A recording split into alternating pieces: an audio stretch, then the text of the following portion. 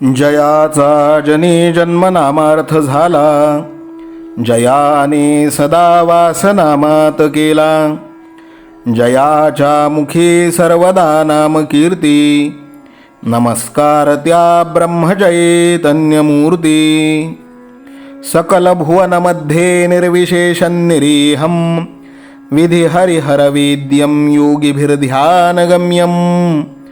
जनन मरण भीति भ्रंश सच्चित् स्वरूपं, सकल भुवन बीजं ब्रह्मचैतन्यमीडे.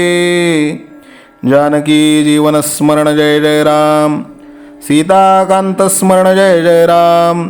श्रीराम जय राम जय जय राम, श्रीराम समर्थ. श्रोते हो, गुरुकुल शिक्षा यूट्यूब चॅनलच्या माध्यमातून आपण दररोज सद्गुरू श्री ब्रह्मचैतन्य गोंदवलेकर महाराज यांचं प्रवचन श्रवण करत आहात. गुरुकुल शिक्षा यूट्यूब चॅनलच्या माध्यमातून आपणास आजपासून दररोजच्या प्रवचनामध्ये एक प्रश्न विचारला जाईल. या प्रश्नाचं योग्य उत्तर आपण कॉमेंट बॉक्समध्ये लिहून पाठवावं. त्यासोबत आपलं नाव, संपूर्ण पत्ता व आपला संपर्क क्रमांक पाठवावा. योग्य उत्तर देणाऱ्या भाग्यवान विजेत्यास गुरुकुल शिक्षा यूट्यूब चॅनलच्या तर्फे एक सुंदरसं बक्षीस पाठवण्यात येईल. संपूर्ण प्रवचनाच्या व्हिडिओमध्ये हा प्रश्न आपणास कुठेही दिसू शकतो, त्यामुळे आपण हा संपूर्ण व्हिडिओ काळजीपूर्वक पाहावा. चला तर मग ऐकूयात आजचं सद्गुरू श्री ब्रह्मचैतन्य गोंदवलेकर महाराज यांचं प्रवचन. 18 फेब्रुवारी. नामाविषयी शुद्ध भाव आवश्यक. ईश्वर सर्वांचा उत्पन्न करता आहे, रक्षण करता आहे, तसेच संहार करताही आहे. परंतु तरी त्याला न्यायी आणि प्रेमी म्हणतातच, कारण तो निस्वार्थी आहे. म्हणजे प्रेम हे निस्वार्थातच असते. आपल्याला खरे म्हटले म्हणजे आपला स्वार्थच नडतो. आपला स्वार्थ प्रेमाच्या आड येतो. आपले विषय ईश्वर प्रेमात व्यत्यय आणतात. ज्या ज्या गोष्टी या प्रेमाच्या आड येतात त्यांचा त्याग नको का करायला? तेव्हा विषयांची आसक्ती, त्यांच्यावरचे प्रेम नाहीसे झाले पाहिजे. आपण ईश्वराचे, संतांचे झाले पाहिजे. त्याशिवाय आपल्याला कशाचीही गरज वाटता कामा नये. एकाच मातीचा जसा गणपती बाहुले किंवा मडके होते, त्याप्रमाणे ईश्वरही आपल्या भावनेप्रमाणे होतो. म्हणूनच आपला भाव नेहमी शुद्ध आणि निस्वार्थी असावा. मुळाशी पाणी घातले की झाड वाढते, पण आपण मुळापर्यंत जातच नाही. तेव्हा भाव शुद्ध कसा होईल ते पाहावे. उदाहरणार्थ, एकादशीच्या दिवशी उपवास करायचा एवढेच आपल्याला ठाऊक असते, पण एक गृहस्थ एकादशीला भगवंताचे नामस्मरण करायचे सोडून 12 वाजेपर्यंत आंघोळ न करता अंगण मोरी झाडत बसला. असे आमचे चुकते. थोडक्यात म्हणजे आपल्याला मुळात काय पाहिजे हेच कळत नाही. कावीळ झाली म्हणजे डोळ्याला खरे रूप कसे कळणार? म्हणून ज्याचे डोळे साफ आहेत तो सांगेल त्याप्रमाणे वागावे. याकरिता गुरु आज्ञा प्रमाण मानून आपण वागत जावे. नाम श्रद्धेने आणि शुद्ध भावाने घ्यावे, म्हणजे मनात शंका येत नाहीत. या भगवंताच्या नामाची गोडी एकदा लागली म्हणजे भगवंत नाही आपल्याला सोडित. नामाशिवाय दुसरे सत्यच नाही अशी दृढ भावना झाली पाहिजे. जितकी देहबुद्धी अधिक तितके नाम अधिक घेतले पाहिजे.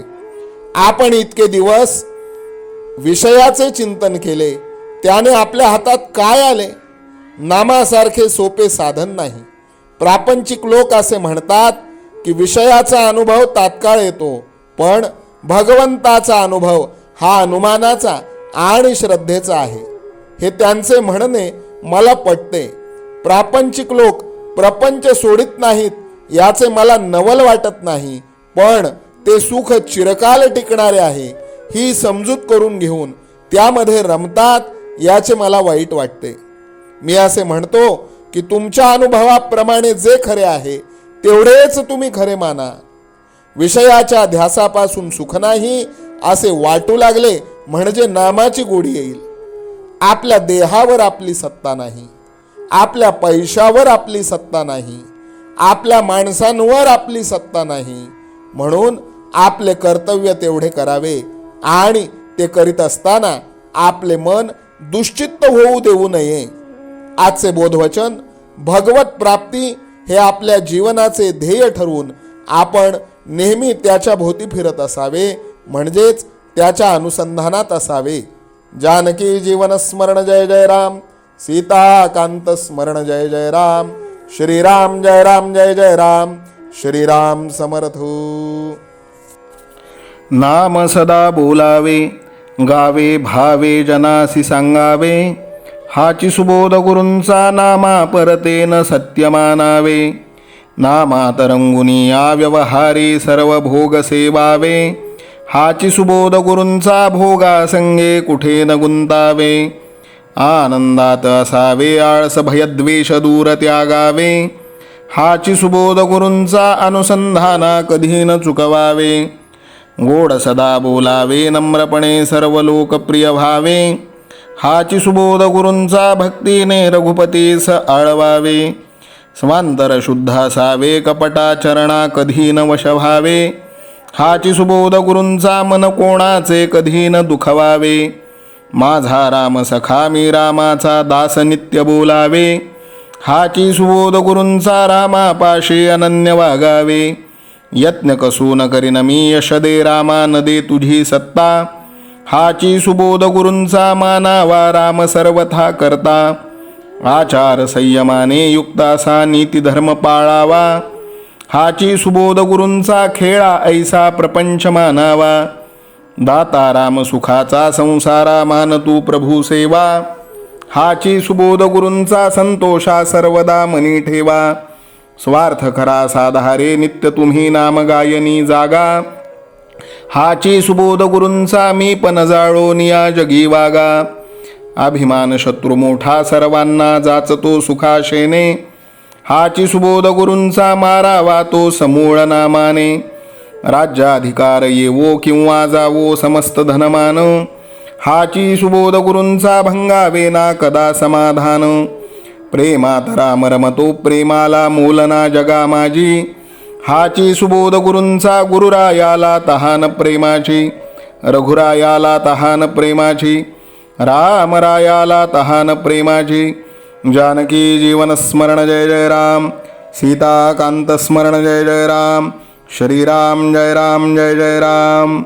समर्थ सद्गुरु ब्रह्मचैतन्य रामानंद प्रल्हाद महाराज की जय. श्रीराम समर्थ.